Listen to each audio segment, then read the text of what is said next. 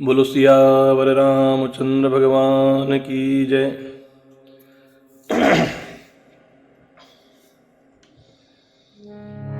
तमकी धरई धनु मूडन पर, उठई न चल हिल जाय। मनहु पाई भट बाहु बलु, अधिकु अधिकु गरुआ। राजा जनक देख रहे हैं कि बहुत से मूर्ख राजा जो कि उस धनुष को तोड़ने की लालसा को लेकर के बैठे हैं, तमक करके खड़े होते हैं, धनुष के पास जाते हैं, मार्ग में अपने इष्ट देव को याद करके प्रणाम करते हैं कि प्रभु हो सके तो आप मुझे इसमें विजय देना। तो देखो, इन मूर्खों को भगवान का आश्रय पहले नहीं है, अपने इष्ट देव का आश्रय पहले नहीं है। पहले खुद की भुजाओं के बल के सहारे रवाना होते हैं और मार्ग में चलते चलते अपने इष्ट देव को प्रणाम कर रहे हैं। लेकिन भगवान शंकर का वह धनुष कोदंड मानो इन राजाओं की भुजाओं के बल को प्राप्त करके और अधिक भारी होता जा रहा है। ये राजा लोग उसको उठा नहीं पाते हैं, हिला नहीं पाते हैं। बाबा जी लिखते हैं, भूप सहस दस एक ही बारा, लगे उठावन टरई न टारा। डगई न शंभु सरासनु कैसे, कामी बचन सती मनु जैसे। सब नप बये जोग उपहासी, जैसे पीनु विराग सन्यासी। कीरति विजय वीरता बारी, चले चाप कर बर बस हारी। देखो, यहां ऐसा लिखा कि भूप सहस दस एक ही बारा, और लगे उठावन टरई न टारा। तब 10,000 राजा एक ही बार धनुष को उठाने लगे, तो भी वह धनुष उनके टाले नहीं टलता। अब देखो, यहां एक विचार सोचने का है कि विवाह तो मात्र जानकी जी को करना है, तो क्या एक जानकी जी से 10,000 लोग एक साथ विवाह करेंगे? मान लो वे 10,000 मिल करके उस धनुष को उठा लेते हैं, तो क्या 10,000 के साथ जानकी जी का विवाह होगा? नहीं। यहां पर इसे ऐसे समझना चाहिए कि भूप सहस अर्थात सहस्त्रार्जुन और 10 मल्लभ दशानन। तो यहां 2 राजाओं के बल के बारे में बताया है, जो कि प्रारंभ में भी कहा था कि वे लोग आए थे लेकिन धनुष को छुआ तक नहीं, दूर से ही प्रणाम करके निकल गए। तो यहां तुलसीदास जी महाराज ऐसा कहना चाह रहे हैं कि एक बार 10,000 राजा के स्थान पर सहस्त्रार्जुन और दशानन, इन दोनों ने भी इस धनुष को उठाने का प्रयास किया था, लेकिन लगे उठावन टरई न टारा, लेकिन वह तो उनसे हिलता भी नहीं है। कैसे? डगई न शंभु सरासनु कैसे, कामी वचन सती मनु जैसे। जैसे कामी पुरुष के वचनों को सुनकर के सतीत्व प्राप्त औरत का, सतीत्व प्राप्त स्त्री का मन चलायमान कभी नहीं होता है, उसी प्रकार से यह धनुष भी उन सहस्त्रार्जुन और दशानन के बल को प्राप्त करके कभी चलायमान नहीं हुआ। अब राजा यहां पर कहते हैं कि सभी राजा उपहास के योग्य हो गए। जैसे वैराग्य के बिना सन्यासी उपहास के योग्य हो जाता है। कीर्ति, विजय, इन सब को वे धनुष के हाथों में बरबस हार करके चले गए। श्रीहत भये हारी राजा, राजा, बैठे निज निज जाई समाजा। नृपन बिलो की जनक अकुलाने, बोले बचन रोष जनुसाने। दीप दीप के भूपति नाना, आए सुनी हम जो पनुठाना। देव दनुज धरि मनुज शरीरा, विपुल वीर आए रणधीरा। कि राजा लोग अपने हृदय से हार करके श्रीहीन हो गए, हतप्रभ हो गए, अपने अपने समाज में जाकर के पुनः बैठ गए। राजाओं को असफल जान करके जनक जी महाराज के हृदय में बड़ी तकलीफ हुई। उन्होंने ऐसे ऐसे वचन कह डाले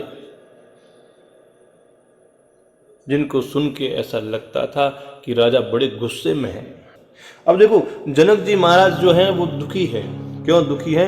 क्योंकि इन राजाओं में से किसी ने भी इस शिव जी के धनुष को उठाना तो दूर हिला भी नहीं पाए थे।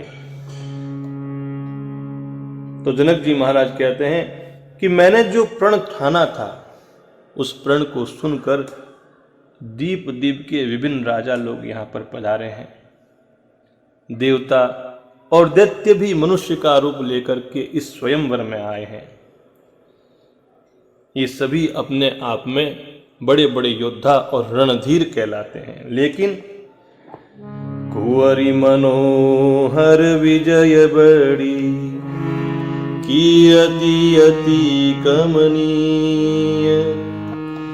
पावनिहार बिरंचि जनु, रचेउ न धनु दमनी।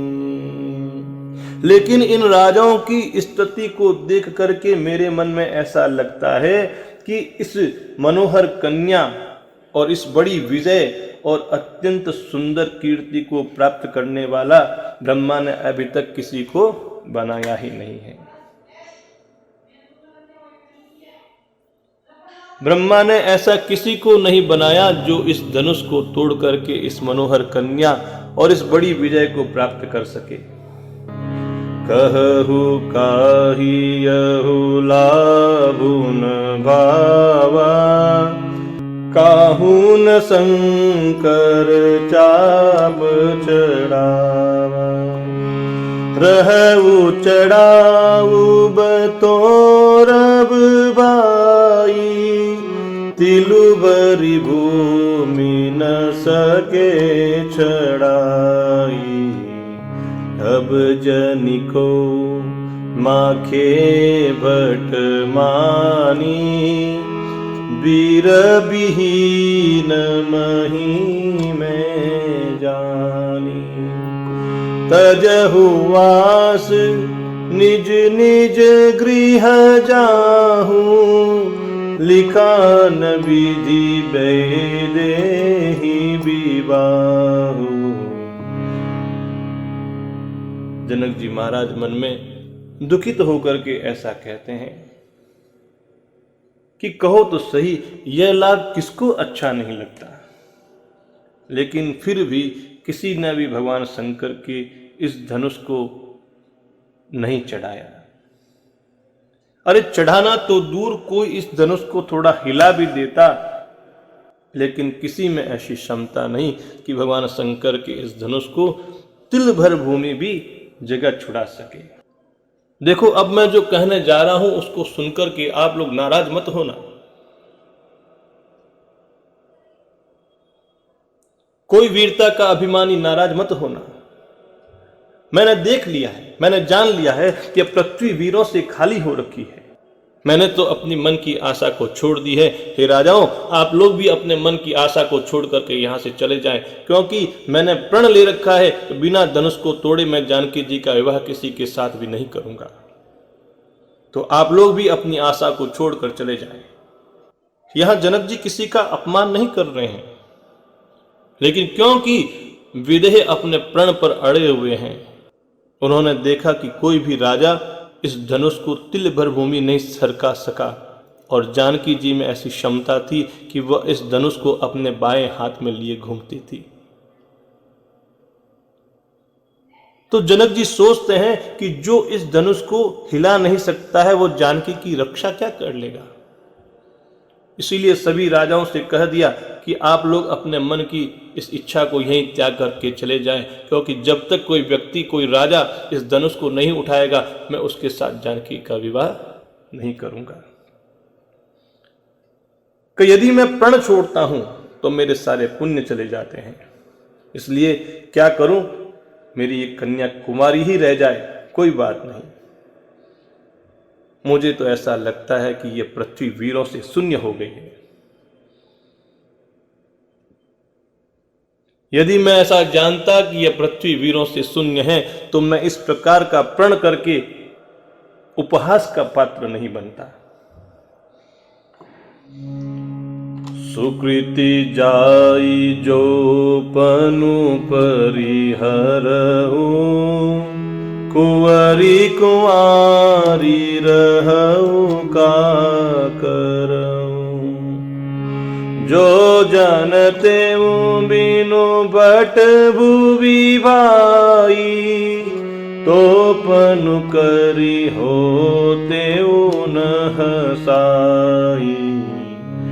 जनक बचन सुनी सब नर नारी, देखी जानकी भये दुखारी।